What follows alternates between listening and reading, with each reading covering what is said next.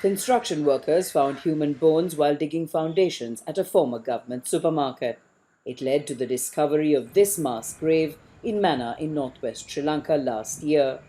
Detailed excavation of the site under court supervision has unearthed the remains of more than 300 people, around 30 of them children.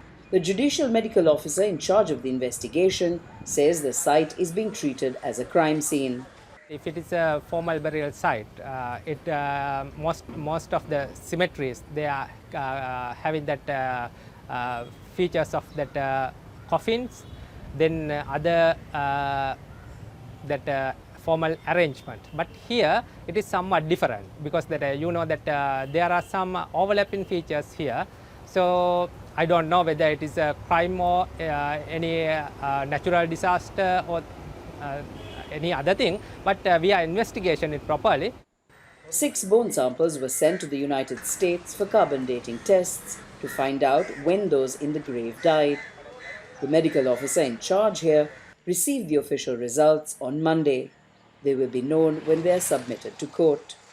The island of Mannar was famous for its pearl fisheries in ancient times and still boasts fertile fishing grounds. But many of its residents escaped to other areas during the Civil War. Fighting between government forces and the rebel Tamil Tigers began in 1983 and lasted for 26 years. With hundreds of people still missing after the end of the war, the discovery of this mass grave in the heart of Mannar town has led to despair and hope.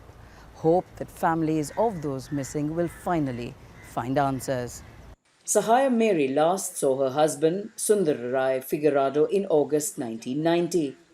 She believes he was detained by the Navy at sea, but doesn't know for sure.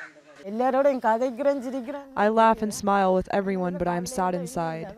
It's an endless sadness, wondering when my husband will come back, whether I will see him at least once before I die, or find out what happened to him.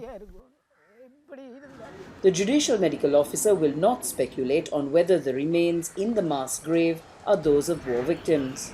Sources say there was no sign of any clothing, but some of the bodies may have been bound with metal shackles, and it's suggested some of those buried there suffered trauma.